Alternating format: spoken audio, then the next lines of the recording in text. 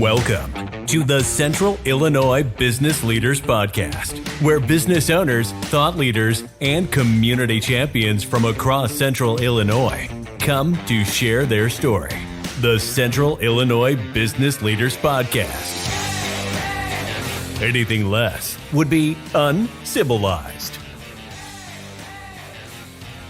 What's up, Central Illinois? I am Derek Hayden. I'm here with Garrett Ulmer. We are your hosts for the Central Illinois Business Leaders Podcast, powered by Zambu. Zambu is the delicious grapefruit or wildberry vodka-based spirit infused with the Brazilian buzz button. It's smooth, tasty, and leaves you with a signature tingle. Learn more at zambuliquors.com. Zambu, taste the tingle. So for today's guest, let's go ahead and introduce him. He is a graduate of Miami University of Ohio. He is on the board of directors for the Bloomington Normal Economic Development Council. He is also on the board of directors for the Illinois Chamber of Commerce and is the president of Beer Nuts Brand Snacks. Ladies and gentlemen of Central Illinois, please welcome to the show, Mr. Andy Shirk. How are you doing, Andy? Doing well, thank you. Awesome. Going well, man. If that's where we had the crowd noise button, that's when we would hit it. Yeah, we need to look into that.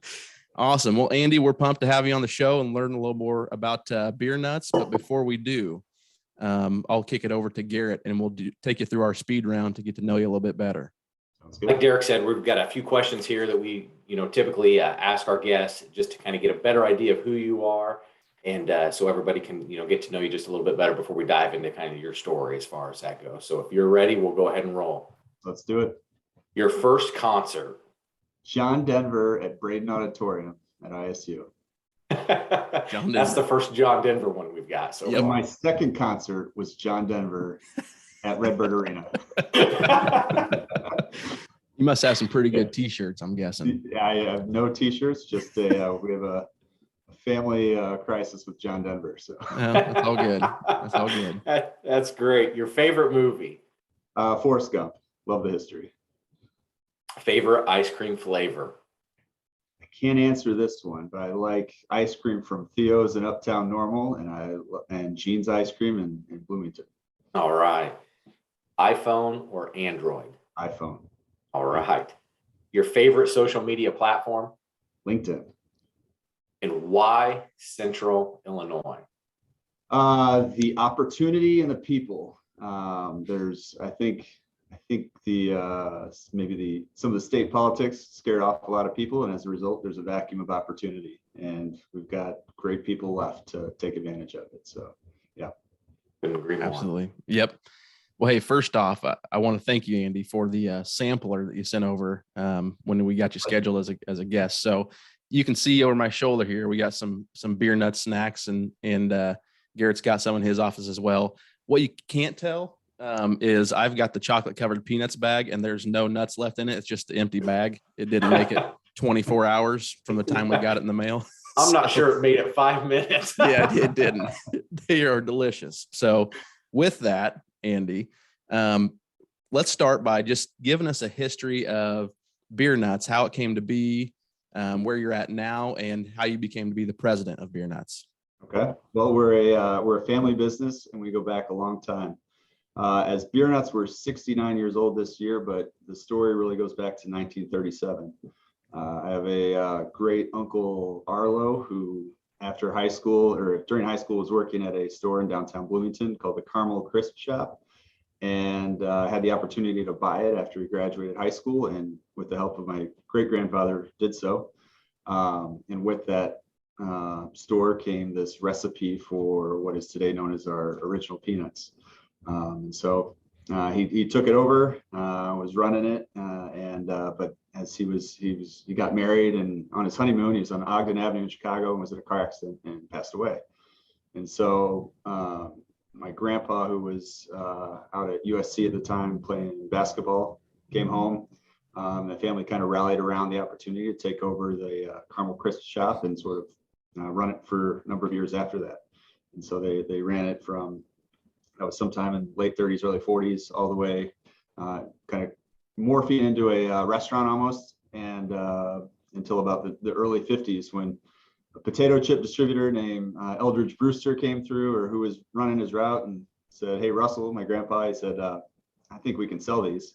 Can you pack them so I can take them on my route?" And my grandpa wasn't too inclined in taking much risk after the Great Depression and all that, but he eventually convinced them, and so he did.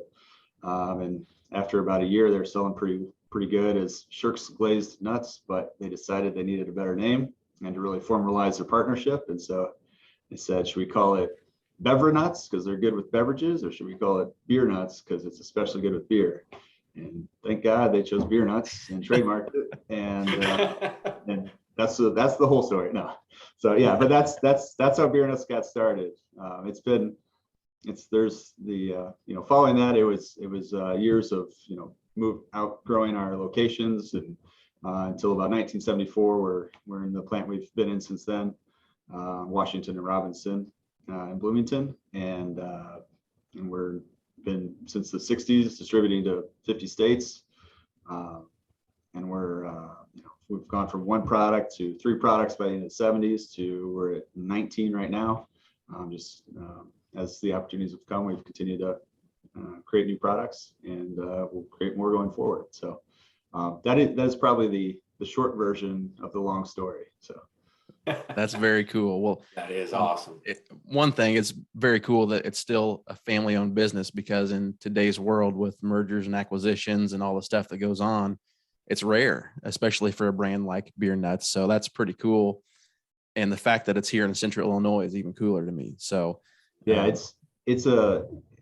we're in a unique position where people think we're kind of a massive company. We're a small business in Central Illinois. So sure, don't tell too many people, but we like to use that to our advantage a lot of times. It works against us at times too, but it's pretty fun when we can sure as well. So oh yeah, it makes you a little more nimble.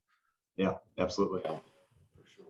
So how you said it's a smaller business. Tell me about how big employee count wise, how many employees work at Beer Nuts? Sure. Our head count's about 90 right now. 90. Okay. So what are some challenges that you see on a daily basis, managing and working with 90 people? What would you say are some of the bigger challenges you face on a daily basis, especially in 2022 and beyond? Yeah, sure. I don't think we're unique in facing labor challenges. It's a national issue. Some people locally say it's a local issue. It's a national issue, in my opinion. But we've, with some extra effort and extra focus on culture, we've been able to improve retention, and some extra training has really created a better platform to bring in new people and make them, allow them the opportunity to want to stay. But additionally, the supply chain issues, we're used to having things pretty buttoned up and just in time, and predictable deliveries, and we're way out of sorts right now. We've got a backlog of orders that might be held up for a composite can that that has a 3-month lead time instead of a 2-week lead time, and or a packaging film that's got a resin that's in tight demand, and so we're feeling it everywhere. Additionally, we're seeing the inflationary pressures that everybody's seeing. We've raised our base wages, and 60% in 24 months is my go-to fact there. Wow. Which maybe partially says some of it was overdue, but it's been that's been an influence, and yeah, it's the unique challenges we might have is we're a family business, and that just puts the family dynamic on top of running a business. That's just another layer that could really make things challenging or fantastic, just depending on the circumstance or the decision. So sounds like you've tried to adapt and obviously look out for your employees as well, which we see a lot of things to where businesses do have to adapt, but maybe the employees are not up there on top of that for the business. But it sounds like that's a priority for you guys. Yeah, I think it's an advantage of family business, and you don't have while we operate in sort of a 90-day world, as on the way we operate, we have a perspective of a generational perspective. So let's not make the decision that works for our financials for this quarter. Let's make the decision that works for our business in perpetuity. And so it's, and when I talk about the extra layer that the family business brings, this is one of the benefits. It's we don't have to nail our numbers every quarter. We can miss and hang on to good people, and that payback is hard to quantify, but it's much better. So yeah. Well, it seems like you're very involved in not only just the Bloomington normal community, but also the state of Illinois, being on the state chamber board and the economic development council board. So what are some reasons why you like to be involved in those councils, and what are some things that you've seen in return from being involved in those councils? Yeah, it's an interesting story of well, I think why I like to be involved is just growing up in this community. I was fortunate enough to after 10th grade, I was gone for 13 years, boarding school, college, and life in Chicago for a couple of years.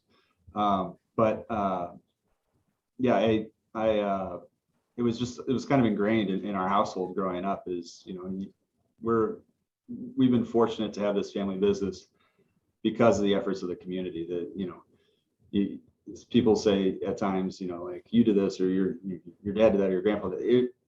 There's certain people in certain roles, but it's a team effort, and the community of Bloomington Normal, the state, has supported us all the way through it. Another point I always try to make is, our best salespeople are people who've lived in Bloomington Normal at some point in their life and experienced beer nuts here, and then they go wherever they're going to go and they give our product as gifts, or they push it out, and they introduce their new community to what we have to offer. So it's that sort of continuous cycle. It kind of ingrains me in the community. Going fast forward to sort of coming back to town. I came back in 2011 after my wife and I got married. But we'd been living in Chicago, and I'd actually been commuting for 3 years. But I hit some ceilings within the family business where it was, Andy, that's good, but we don't want to do that. And my ambition was beyond that. And so it really forced me outside to, exercise some of my ambition. And got started with the chamber, the McLean County Chamber of Commerce, which is a tremendous organization, and spent 6 years on the board there, and was chairman for a bit, and got to really experience the challenges that come to aligning an entire community to one goal. And we had some success and we had some failures in doing that, but it's led to further interest into the EDC, which I've been part of. I think this is my 3rd year. I'm the chairman this year. And with the awesome developments we've had with Brandt, with Rivian, with Ferrero's building a new chocolate factory here. And those are the big, easy ones. And there's more coming from what I can tell. And so it's an opportunity to sort of help guide the community through those opportunities, defend those opportunities as well. When someone says, well, I don't, this break isn't good for me and my interests, that's okay.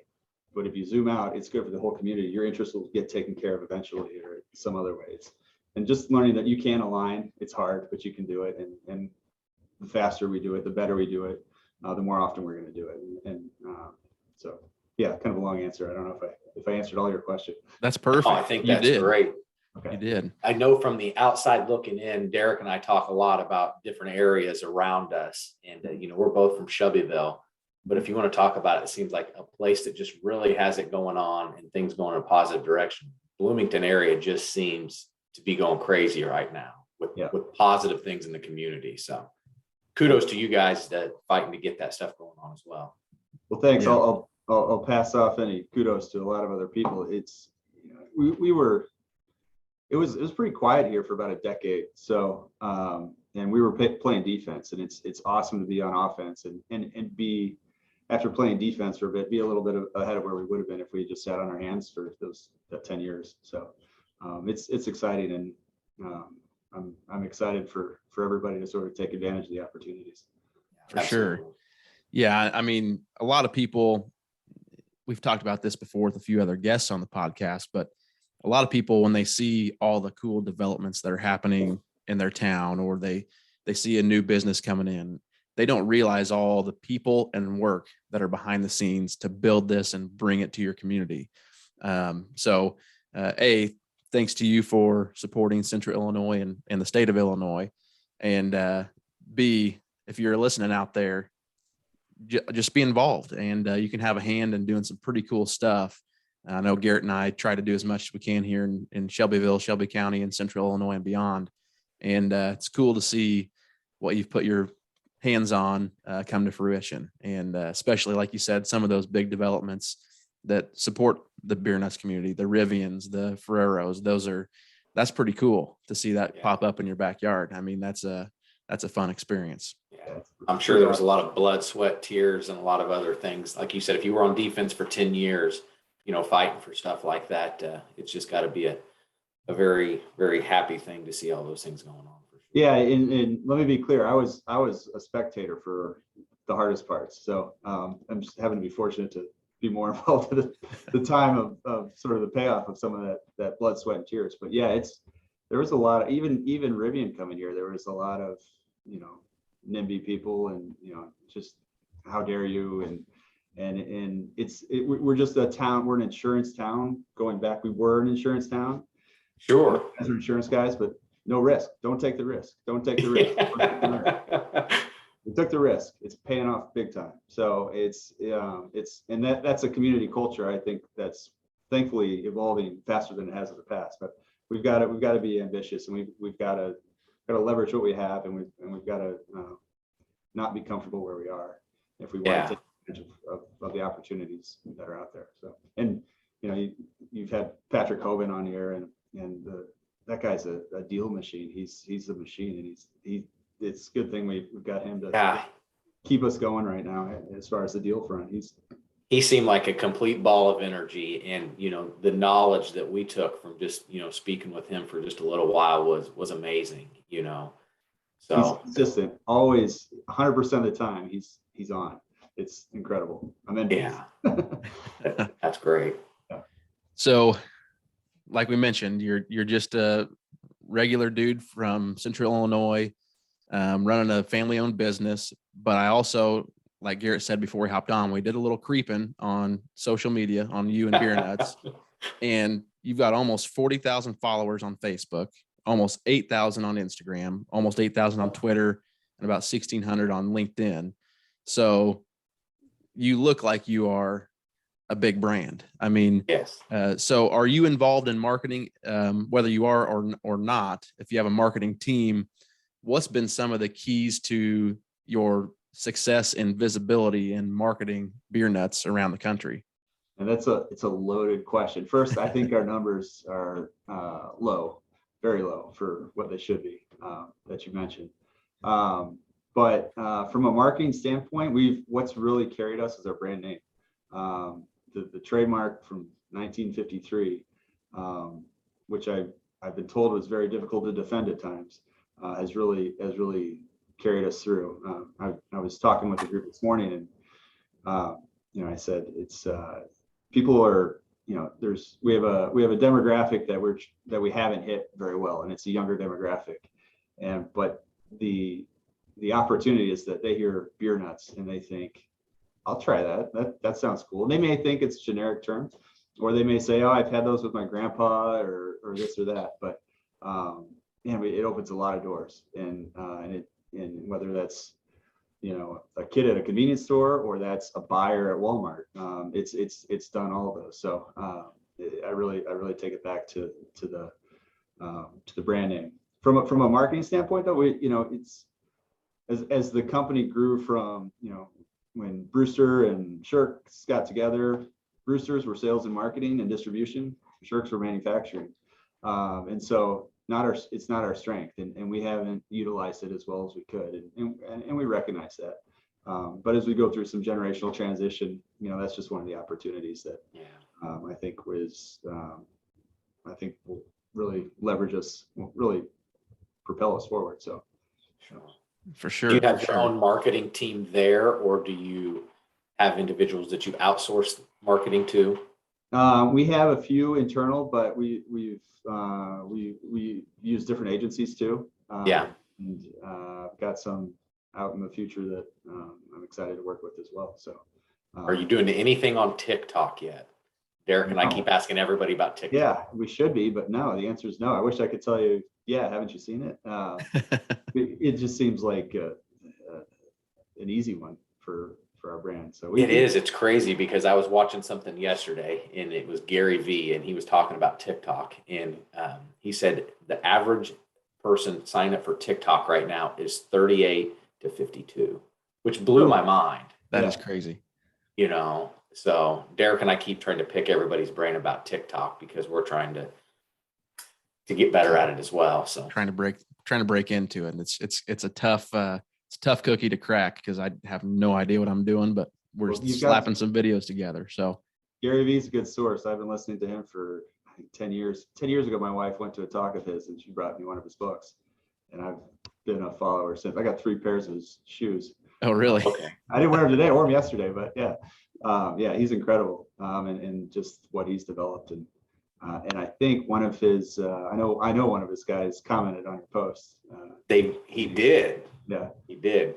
Yeah. Because Derek and I were actually talking about that yesterday or the day before. We're like, holy cow, that's crazy. So I did have the opportunity during COVID to have a Zoom call with him, and I think there was 16 people on the call, but I think 5 of them worked for him. Okay. This is where the big brand and the small company really came in. It was like there's like Bojangles and like I forget the other, like Whirlpool and Pepsi and Beer Nuts, and wow. That is crazy. And I was just sitting there smiling, and it was a happy hour and having my drink, and it was fun to really hear just those big perspectives. And when I ended up going last as sort of around the room, and it was getting long, so I was nice and brief, but I got some direct feedback from Gary, and his comment was, "I'd like to be in your seat because you've got all the fun coming." So very cool. Yeah, he as crazy as he gets, and obviously he's pretty loud with what he thinks, but man, he's full of energy, and I like to listen to his content.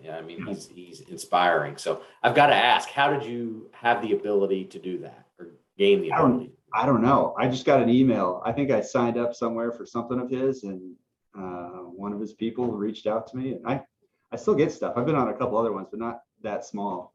Okay. But cool. But kind of like we were talking earlier about Jared Allen, Gary Vee was exactly who you think he is too. He is who he is. So. I tried. I have a little thing posted up here. One of Gary V's comments that I tried. Actually, there's 2 things that one of his challenges and one of his comments. So I love the fact that he talks about the term he uses is try to be the social media mayor of your marketplace.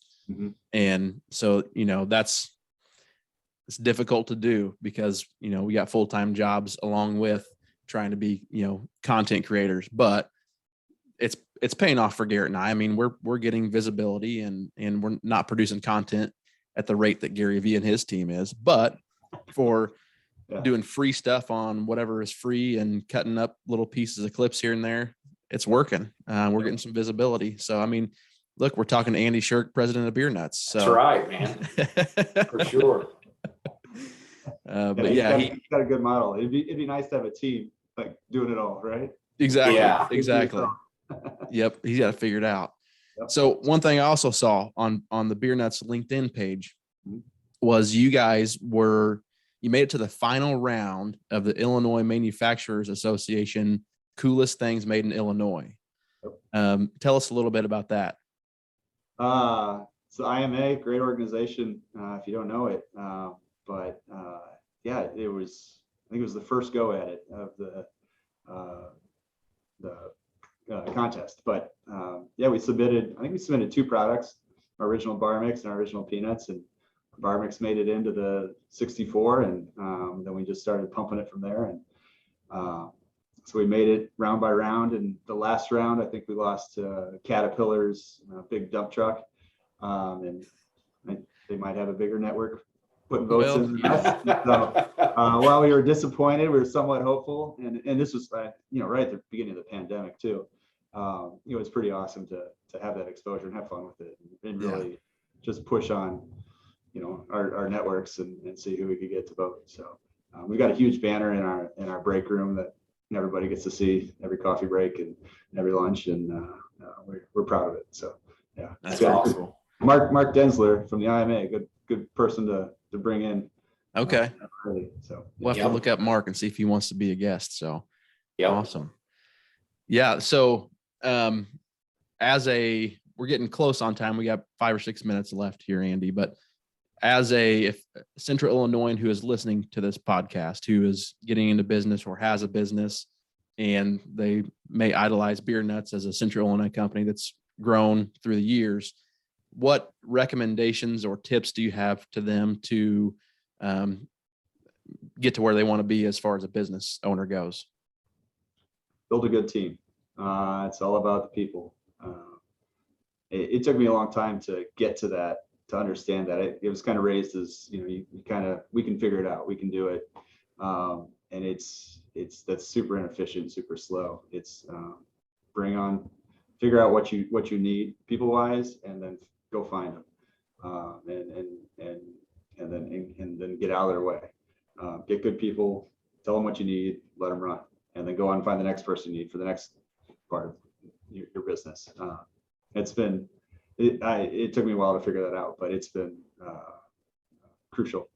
And as we continue to grow, it's been fun plugging people in and figuring out how to find people and how to evaluate the need and the candidates, and really match that up to what's going to work well with your existing team and the needs of the organization. So it's people. Very cool. Find the horses and let them run. I like it. That's right. Get out of their way. That's hard, especially from the beginning. If you're building a business, you just got to get out of their way. Sure. Well, I think that's great advice. The more and more people that I listen to podcasts and run a business or starting a business, or have ran a business for several years like yours, I think that's what they say. It's hard sometimes to let somebody else try to take your car and drive it. You know what I mean? But most time they say, if you open it yourself up to them and let yourself really listen to their ideas, that it just goes above and beyond when you really start letting other people kind of say, hey, I think we should try this or do that, and listen to it. And it's a game changer. Well, and we're even seeing that, from the manufacturing side, the further we can push decision-making and ideas into the plant floor, the better off we are, the more efficient we are. I'm no expert on how to run our can line. You don't want me to make that decision. The guy who's running it every day knows all the answers. He just needs the okay, the opportunity to present those solutions or to implement them, and that makes all the difference. And then all of a sudden, RJ Scaringe said it really well when they went public. He said, I used to make all the decisions. Now you guys make all the decisions, and I thought it's perfect. Just keep pushing them and get the right people. Love it. Yep. So before we wrap up, Andy, what if our listeners want to get in contact with you or follow you online? What's the best way to find you? Andy@beernuts.com is my email. You can call me. My office line is 309-588-6161. I'm on LinkedIn. I'm on Facebook. Not crazy active. I'm on Instagram. But Beer Nuts, go to beernuts.com. That's what we're doing. Encourage you to check it out. Perfect. Awesome. And where can they buy Beer Nuts at? That's a better question. Where can someone buy Beer Nuts? Beernuts.com. But retailers, Walmart, Hy-Vee, Schnucks, just about everywhere. Hopefully, I heard in one of your other podcasts, Rural King, good customer. There we go. Yeah. A little bit. Trying to think who else to tell you, but we're just about everywhere in Illinois. So very cool. And I can tell you, based on the story I told Andy earlier, they are at the Quick and Easy across from Shelbyville High School. That's where I used to get them when I was 14, 15 years old. So other than that, if you're listening, got Derek through his freshman year, right? yeah. Got me I got bulked up my freshman year and got ready for football on Beer Nuts. So, so everybody listening, make sure you are subscribing to the CIBL podcast on whatever platform you consume podcasts on, iTunes, Stitcher, Spotify. Also, while you're there, please leave us a review. It'd be great. We'd be grateful for it. You can follow us on LinkedIn and Facebook and engage with our guests there as well. Until next time, Andy, you have officially been civilized. Thanks for coming on the show. Thanks for having me. Thanks so much, Andy. Thank you guys. Thank you for listening to this episode of the Central Illinois Business Leaders Podcast. You can find us on Facebook at facebook.com/CIBL podcast. You can also follow us on LinkedIn. Don't forget to subscribe and leave us a review. It's the civilized thing to do.